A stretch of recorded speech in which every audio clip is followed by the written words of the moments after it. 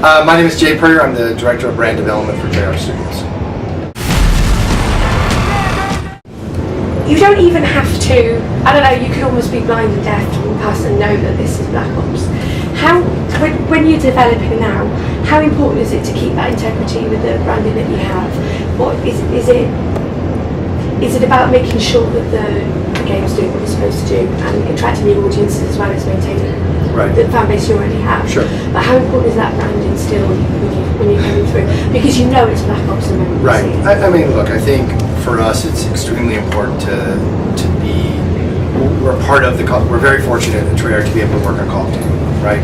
And there's obviously other studios that work on Call of Duty as well, and we're all very fortunate to be able to work on such a great franchise.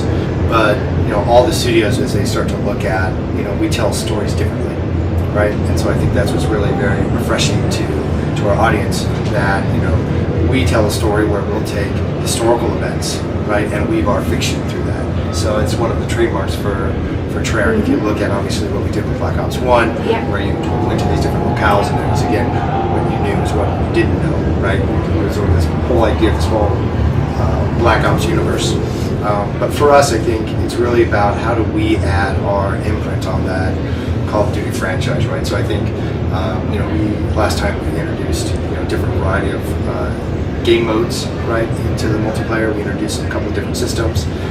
For us, I think obviously one of our differentiators is obviously zombies, right? So your zombies started out as a little Easter egg, World at War, and the fans just really loved it. And then it's progressed and it's matured and it's become its own pillar, for us, when it comes to Call of Duty Treyarch titles. People are expecting the zombies. So the pressure that we put on ourselves to make sure that we're empowering gameplay, we're pushing gameplay, we're driving the multiplayer campaign, and we're really looking at all the different facets that we have. So for us, I think we're very fortunate where we've got three pillars, right? We almost have three individual experiences. So if you look at that single player campaign, it's that epic part of this summer blockbuster feeling, right? Then you've got multiplayer, which is that competitive environment where you're going against either a group of guys or you're going into a multiplayer experience. And obviously throw in zombies sort of as our co-op mode.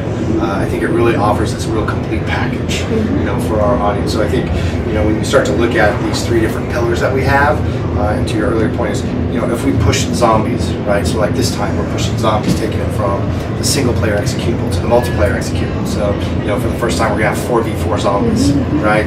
And so they're going off in their direction and the team's very excited where they're going. Then we start doing branching storylines in the single player campaign, adding the Strike Force levels, adding that unique gameplay. Then we've got multiplayer over here. So like really, wherever you go, I think we're really trying to push ourselves and the Call of Duty franchise forward.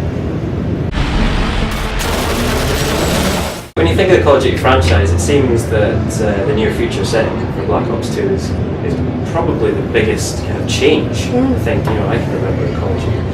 Like, what drove that? And do you think that's quite a bold move to move towards that more futuristic setting? I think for us it was really, if we look at a couple of different things. I think the first thing is that we wanted to tell our story, right? We were going to talk about multi-decade, multi-generational story of really trying to create the most memorable villain in a Call of Duty title before. So Mr. Raul Menendez is that guy.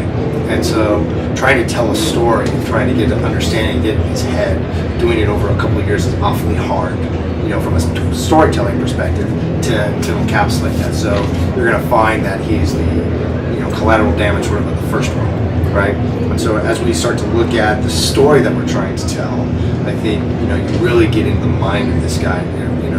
We anticipate our players to have maybe some empathy for who he is and how we made him, right?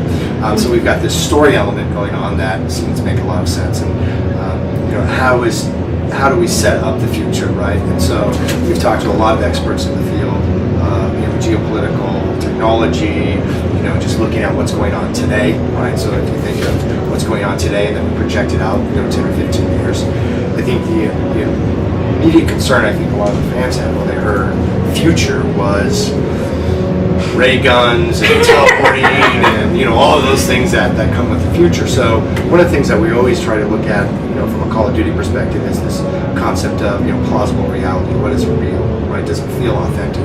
So if you look at the technology that the troops are currently using, right, and how much they are using that technology in the battlefield, and we know if history teaches us anything when it comes to technology, it usually gets smaller, more powerful, and you do a lot more things with it. And so taking that and looking at what the technology they had today, and then talking to these experts, projecting out what 10 or 15 years looks like, I think really from a gameplay perspective, from a content perspective, and from just being able to play a lot of that, new gadgets, what does it mean, and introducing new concepts into the game through that technology, it just felt right for us.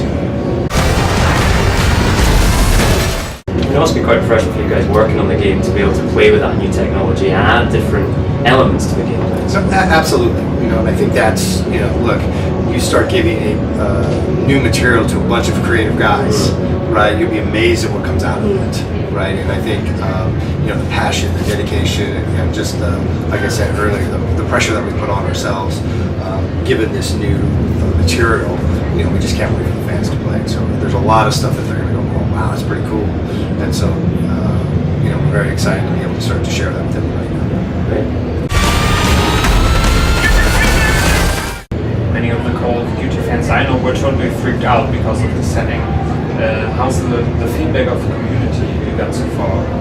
Like I said earlier, I think a lot of the concern was, oh my gosh, future, what does that mean, right? And I think really for us, it's really just setting that up, right? So I think, when you look at, for instance, when, if you travel through the airports, you've got that full body scanner, right? Where you see the frame of everything.